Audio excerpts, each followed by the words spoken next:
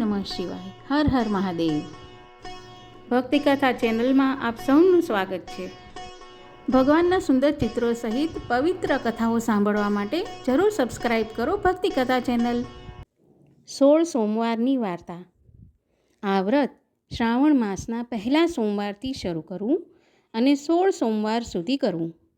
વ્રતના દિવસે સવારે મહાદેવજીના મંદિરે જઈ શિવ પાર્વતીનું પૂજન કરવું, એકટાણું કરવું અને મહાદેવજીની વાર્તા સાંભળવી. વાર્તા સાંભળતી વખતે હાથમાં ચોખા રાખવા અને હોકારો દેવાને બદલે મહાદેવજી મહાદેવજી એમ બોલવું. એકવાર શંકર અને પાર્વતી પોતાના મંદિરે બેઠા છે અને બેઠા બેઠા સોગઠાબાજીની રમત રમે છે. પરંતુ એમની રમતમાં કોણ હાર્યું અને કોણ જીત્યું એનો ન્યાય કોણ કરે તેનો વિચાર તેઓ કરતા હતા. એટલામાં આ મંદિરનો પૂજારી તપોધન બ્રાહ્મણ ત્યાં આવી ચડ્યો. એટલે શંકર પાર્વતીએ તેમને પોતાની પાસે બેસવા કહ્યું અને આ રમતનો ન્યાય આપવા જણાવ્યું. શંકર પાર્વતીએ રમત શરૂ કરી અને તપોધન બ્રાહ્મણ તેમની પાસે ઊભો રહ્યો. એક બાજી પૂરી થઈ. તેમાં શંકર ભગવાન જીતી ગયા. તેમણે બ્રાહ્મણને કહ્યું, કોણ હાર્યું કોણ જીત્યું? પ્રભુ, આપ જીત્યા અને માતાજી હાર્યા, બ્રાહ્મણે જવાબ આપ્યો. બીજી બાજી શરૂ થઈ. તેમાં પાર્વતીજી જીતી ગયા. તેમણે બ્રાહ્મણને પૂછ્યું, કોણ હાર્યું કોણ જીત્યું? પ્રભુ, આપ જીત્યા અને માતાજી હાર્યા. ત્રીજી બાજી શરૂ થઈ. તેમાં પણ પાર્વતીજી જીતી ગયા અને તેમણે બ્રાહ્મણને પૂછ્યું, હે બ્રાહ્મણ, બોલ, કોણ હાર્યું અને કોણ જીત્યું? પ્રભુ, આપ જીત્યા અને માતાજી હાર્યા. આ તપોધન બ્રાહ્મણ 2 વાર જૂઠું બોલ્યો, કારણ તેને તો મહાદેવજીને રાજી કરવા હતા. આથી પાર્વતીજી ક્રોધે ભરાયા અને બ્રાહ્મણને શ્રાપ આપ્યો. હે બ્રાહ્મણ, 3 બાજીમાંથી 2 બાજી હું જીતી જતી હતી, છતાં તું જૂઠું બોલ્યો અને ખોટો ન્યાય આપ્યો. આથી હું તને શાપ આપું છું કે તારા આખા શરીરે કોઢ ફૂટી નીકળે. માં પાર્વતીજીનો શાપ સાંભળતા જ તપોધન બ્રાહ્મણને આખા શરીરે કોઢ ફૂટી નીકળ્યો. બ્રાહ્મણને પોતાની ભૂલ બદલ ખૂબ જ પસ્તાવો થયો. તેણે પોતાને શાપ મુક્ત કરવા માટે શંકર પાર્વતીને ખૂબ જ આજીજી કરી, વિનંતી કરી, માફી માંગી, પણ બધું જ નકામું. કારણ આ શાપ પાર્વતીજીએ આપ્યો હતો એટલે કંઈ થઈ શક્યું નહીં. શંકર પાર્વતીજી પણ અંતર્ધ્યાન થઈ ગયા. એટલે તપોધન બ્રાહ્મણ રોતો કકળતો ત્યાંથી ચાલી નીકળ્યો. રસ્તામાં તેને એક મહાત્મા મળ્યા. તેમણે બ્રાહ્મણને રડવાનું કારણ પૂછ્યું. તપોધન બ્રાહ્મણે તે મહાત્માને પોતાના દુઃખની વાત જણાવી અને તેમને આ દુઃખમાંથી ઉગરવા માટેનો ઉપાય પણ પૂછ્યો. મહાત્માએ શિવજીની ખરા દિલથી તપસ્યા કરવા સલાહ આપી. આથી બ્રાહ્મણ હિમાલયમાં કૈલાશ પર્વત પર શિવજીની તપસ્યા કરવા ચાલી નીકળ્યો. તે જતો હતો ત્યાં રસ્તામાં તેને એક બદામી રંગનો ઘોડો મળ્યો. ઘોડો ઘણો દુઃખી હતો.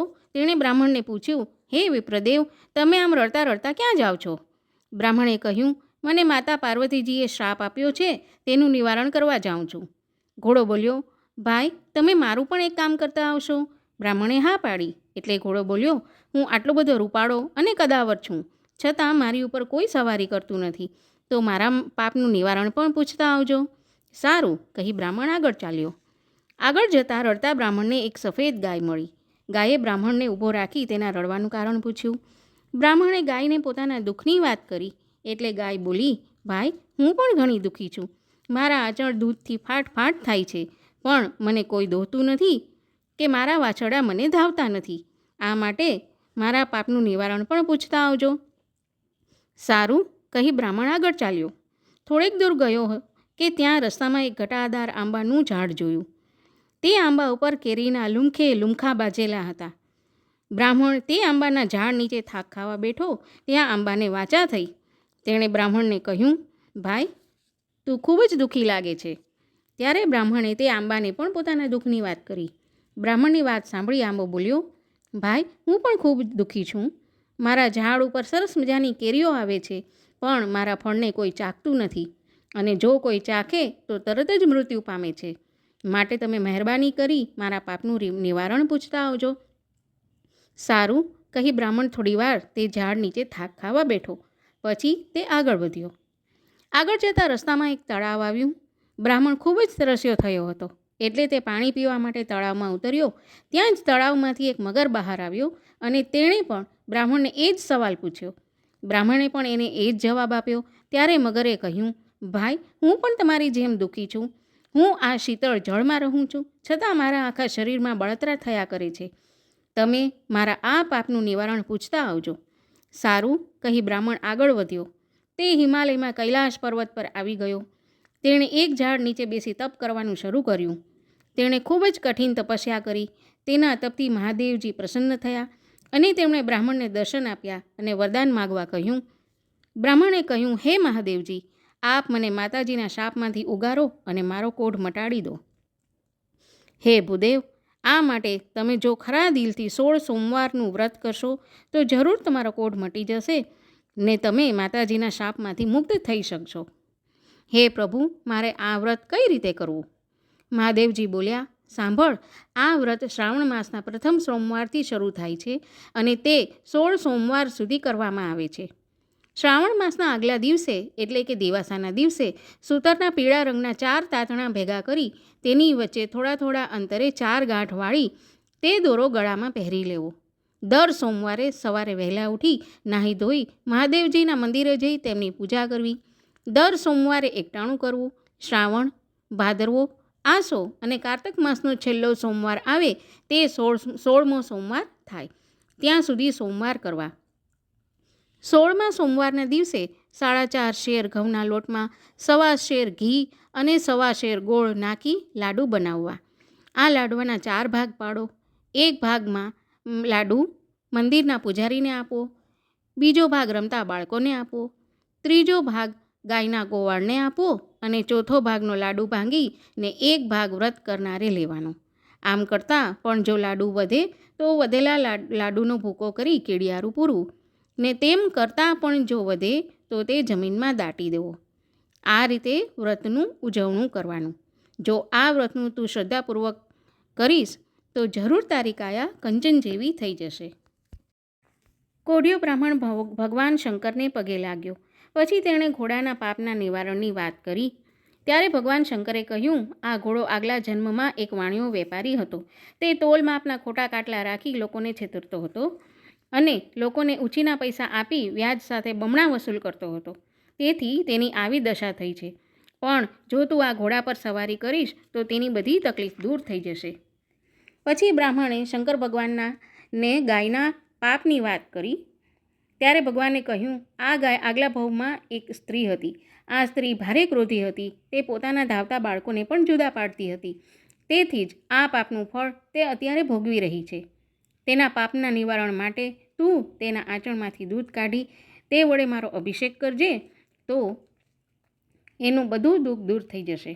પછી બ્રાહ્મણે આંબાનું દુઃખ જણાવ્યું. ત્યારે શંકર ભગવાને કહ્યું, આ આંબો પૂર્વજન્મમાં ખૂબ લોભિયો માણસ હતો.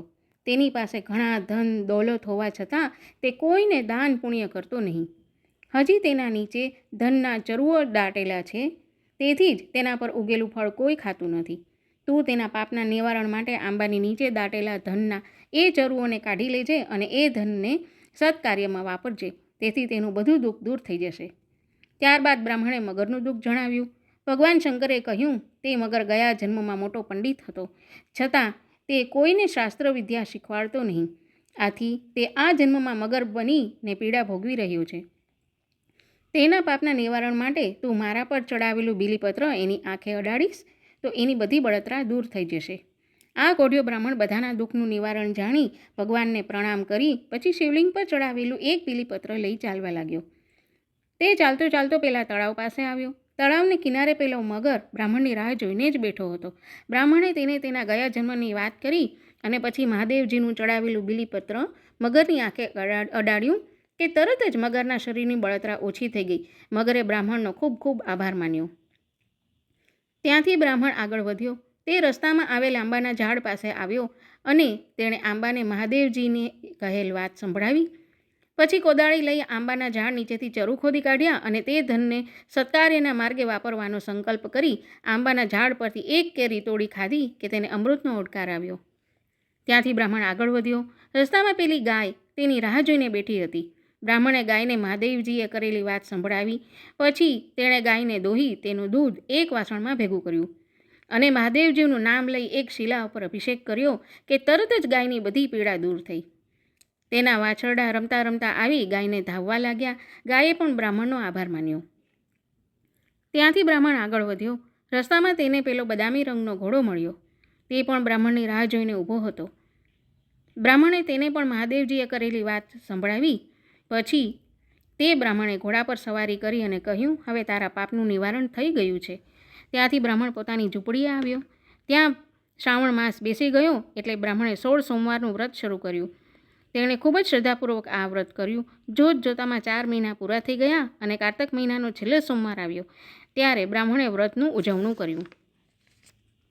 પાર્વતીજી બ્રાહ્મણની ભક્તિથી પ્રસન્ન થયા અને તેમણે બ્રાહ્મણની કાયા પહેલાંની જેમ કંચન જેવી કરી દીધી. બ્રાહ્મણનો કોઢ સંપૂર્ણપણે મટી ગયો. પાર્વતીજીના શાપમાંથી મુક્ત થઈ બ્રાહ્મણ ખૂબ જ ખુશ થઈ ગયો. તે આનંદથી રહેવા લાગ્યો. એવામાં તે ગામના રાજાની કુંવરીનો સ્વયંવર રચાયો. ગામને પાદરે વિશાળ મંડપ બાંધવામાં આવ્યો. દેશ દેશાવરના રાજકુંવરોને તેમાં આમંત્રિત કરવામાં આવ્યા. આ વાતની જાણ આખા ગામમાં ફેલાઈ ગઈ. આખું ગામ રાજાની કુંવરીનો સ્વયંવર જોવા ઉમટ્યું. તપોધન બ્રાહ્મણને પણ આ વાતની જાણ થતાં તે પણ રાજાની કુંવરીનો સ્વયંવર જોવા ઉપડ્યો. તે ગામને પાદરે પહોંચ્યો કે ત્યાં તો વિશાળ મંડપ બંધાયેલો જોયો. તેને સુંદર રીતે શણગારવામાં આવ્યો હતો. તે મંડપમાં દેશ દેશાવરના રાજકુંવરો અલંકાર વસ્ત્રો સજીને બેઠા હતા. તપોધન બ્રાહ્મણ મંડપના એક ખૂણામાં જઈ ઊભો રહી ગયો. થોડી વારમાં એક શણગારેલી હાથીણી વરમાળા લઈ મંડપમાં આવી. તે બધા રાજકુમારો પાસેથી ફરતી ફરતી એ બ્રાહ્મણ પાસે આવી અને તેણે વરમાળા તપોધન બ્રાહ્મણના ગળામાં પહેરાવી દીધી. આ જોઈ આખા મંડપમાં કોલાહલ મચી ગયો. રાજા બોલ્યા, હાથીણી ભૂલ કરે છે, ચૂપ કરે છે. રાજાએ તરત જ બ્રાહ્મણને મંડપની બહાર કાઢી મુકાવ્યો. પછી તેમણે હાથીણીને ફરીવાર માળા પકડાવી સ્વયંવરમાં ફેરવી. હાથીણી ફરી વરમાળા લઈ ફરતી ફરતી મંડપની બહાર કાઢી મૂકેલા બ્રાહ્મણ પાસે ગઈ અને તેના ગળામાં વરમાળા પહેરાવી. આખી રાજસભા બોલી ઉઠી, ભગવાનને ધાર્યું હોય તે થાય. રાજાએ પોતાની કુંવરીના લગ્ન તે બ્રાહ્મણની સાથે કરાવી આપ્યા. રાજાએ પહેરામણીમાં સોનું, રૂપું, હીરા, માણેક, મોતીના દાગીના, રેશમી જરીના પોશાકો, હાથી અને ઘોડા આપ્યા. બ્રાહ્મણ તો રાજકુમારીને લઈ પોતાની પત્ની બનાવી પોતાને ઘરે લઈ આવ્યો. બ્રાહ્મણની મા પોતાના દીકરા સાથે વહુને જોઈ રાજી રાજી થઈ ગઈ. તે બંનેને ઝારના દાણા લઈ વધાવવા ગઈ કે ઝારના દાણા પણ મોતીના થઈ ગયા. આ બધું મહાદેવજીની કૃપાનું ફળ અને તે વ્રતનો પ્રભાવ હતો. રાજાએ પોતાની દીકરી અને જમાઈ બ્રાહ્મણને રહેવા માટે એક મોટો મહેલ આપ્યો. તપોધન બ્રાહ્મણ, તેની પત્ની અને માતા ત્રણેય આનંદથી મહેલમાં રહેવા લાગ્યા. થોડાક સમય બાદ રાજા મરણ પામ્યો. આ રાજાને બાળકમાં માત્ર રાજકુંવરી જ હતી. તેથી આ બ્રાહ્મણ રાજા બન્યો અને તેની પત્ની રાણી બની. બ્રાહ્મણે વિચાર્યું, આ બધા સુખના દિવસો મહાદેવજીની કૃપાથી જ આવ્યા છે. એટલે તેણે ફરી 16 સોમવારનું વ્રત કરવાનો સંકલ્પ કર્યો. શ્રાવણ માસ આવતા તેણે 16 સોમવારનું વ્રત કર્યું. કારતક માસ પૂરો થતાં 16મો સોમવાર આવી પહોંચ્યો. 16મા સોમવારે વ્રતનું ઉજવણું કરવાનું હતું. તેથી બ્રાહ્મણ રાજાએ તેની પત્નીને 16 સોમવારના વ્રતની ઉજવણી કેવી રીતે કરવી તે સઘળી હકીકત જણાવી. રાણીએ વિચાર્યું, મારા પતિદેવને આવા સુખાભટ કોઠા જેવા લાડુ તે કંઈ ખવાતા હશે. તેણે તો 32 જાતના પકવાન અને બીજી ઘણી વાનગીઓ બનાવી. રાજા જમવા બેઠા. તેમણે થાળીમાં રસોઈ જોઈને રાણી પર ગુસ્સે થઈ ગયા. તેમને ખૂબ જ દુઃખ થયું. તે શંકર ભગવાનની માફી માગવા લાગ્યા. તેમણે રસોઈ ભરેલી થાળી આગળ શંકર ભગવાનની સ્તુતિ કરી વ્રત પૂરું કર્યું અને થાળીમાંના અન્નદેવને પગે લાગી ઊભા થઈ ગયા. તેમણે અનાજના 4 દાણા લઈ ચારે દિશામાં નાખ્યા અને ભૂખા પેટે સૂઈ ગયા. તે જ રાતે મહાદેવજી રાજાના સપનોમાં આવ્યા અને કહેવા લાગ્યા, હે રાજન, જાગે છે કે ઊંઘે છે? રાજા બોલ્યા, જાગું છું ભગવાન. મહાદેવજી બોલ્યા, તારી રાણીએ તારા વ્રતમાં ભંગ પાડ્યો છે, માટે તું એને દેશવટો આપી દે. રાજા કહે, જેવી આજ્ઞા. સવાર થયું. રાજાએ રાણીને કાળા કપડાં પહેરાવી દેશવટો આપી દીધો અને તેને પોતાના રાજ્યની બહાર તગેડી મૂકી. રાણી તો ચોધાર આંસુએ રડતી રડતી એક ગામમાં આવી પહોંચી. ત્યાં આગળ એક ઝૂંપડામાં ઘાંચણ રહેતી હતી. તેણે ઘાંચણ પાસે પાણીની માંગણી કરી. ઘાંચણે તેને પાણી આપ્યું. રાણીએ ઘાંચણને પોતાનું દુઃખ કહી સંભળાવ્યું અને તેમના ઘરમાં કોઈ કામ મળી રહે તે માટે વિનંતી કરી. ઘાંચણને રાણી ઉપર દયા આવી. તેણે રાણીને પોતાની પાસે રાખી લીધી. ત્યાં તો ઘાંચણના તેલના કુલ્લા ઢળી ગયા અને ઘાંચી માંદો પડ્યો. આ જોઈ ઘાંચણ બોલી, બહેન, તારા આવ્યાથી મારું મોટું નુકસાન થયું, માટે તું અહીંથી ચાલી જા. રાણી ત્યાંથી ચાલી નીકળી. જતાં જતાં રસ્તામાં એક ડોશીના ઘરે આવી. ડોશીમાં તે સમયે રેંટિયો કાતતી હતી. રાણી તેમની પાસે ગઈ અને પીવા માટે પાણી માગ્યું. ડોશી ભલી હતી, તેણે ઊભી થઈ પાણી આપ્યું. રાણીએ તેને પોતાના દુઃખની વાત કરી. ડોશીને રાણી ઉપર દયા આવી અને તેણે રાણીને પોતાની સાથે રાખી. પરંતુ રાણીના આવવાથી ડોશીના તાર વારંવાર તૂટી જવા લાગ્યા ને સૂતર પણ ઓછું કંતાવા લાગ્યું. ડોશીએ તેને અપશુકનિયાળ ગણી કાઢી મૂકી. ત્યાંથી રાણી ચાલતી ચાલતી એક કૂવા કાંઠે આવી. ત્યાં એક પનિહારી પાણી ભરતી હતી. રાણીએ તેની પાસે પીવાનું પાણી માગ્યું. પનિહારીએ જેવો ઘડો કૂવામાં ઉતાર્યો કે ત્યાં તો કૂવાનું બધું પાણી સુકાઈ ગયું અને તેનું માટલું પણ ફૂટી ગયું. પનિહારીએ તેને અપશુકનિયાળ ગણી પાણી પાયા વગર કાઢી મૂકી. રાણી ચાલતી ચાલતી એક માલણના ઘર પાસે આવી. રાણીએ માલણને પોતાના દુઃખની વાત કરી. માલણને તેની ઉપર દયા આવી અને તેણે રાણીને પોતાના ઘરે રાખી. રાણીના આવવાથી માલણને નુકસાન થવા લાગ્યું. માલણને પહેલાં દરરોજ સવામણ ફૂલ ઉતરતા હતા, હવે તેના પાશેર ફૂલ ઉતરવા લાગ્યા. તેથી માલણે કહ્યું, બહેન, તારા આવવાથી મને નુકસાન થવા લાગ્યું છે, માટે તું અહીંથી ચાલી જા. ત્યાંથી રાણી ચાલતા ચાલતા એક સાધુ મહારાજની ઝૂંપડી આવી પહોંચી. સાધુ મહારાજ ખૂબ જ દયાળુ હતા. તેમણે રાણીને આશરો આપ્યો. તેમણે રાણીને જમવા બેસાડી અને થાળીમાં ભોજન પીરસ્યું. જેવી થાળી રાણીને આપી કે થાળીમાંનું ભોજન જીવડા બની ગયા. સાધુ મહારાજ બોલ્યા, દીકરી, પુસ્તક લાવો, પોથી લાવો, ખડિયા લાવો, કલમ લાવો, તમારા ભાગ્યની રેખાઓ જોઉં. રાણી લેવા ગઈ ત્યાં પુસ્તક પોથી જડતા નથી, ખડિયો કલમ જડતા નથી. લેવા જાય છે તો કાન ખજૂરવા અને વીછી કરવા આવે છે. ત્યારે સાધુ મહારાજ પોતે ઊભા થઈ પુસ્તક, પોથી તથા ખડિયો કલમ લઈ આવ્યા. પહેલું પુસ્તક બ્રહ્માજીનું જોયું, બીજું પુસ્તક મહાદેવજીનું જોયું. સાધુ મહારાજ બોલ્યા, દીકરી, તે મહાદેવજીના વ્રતને વખોડ્યું છે.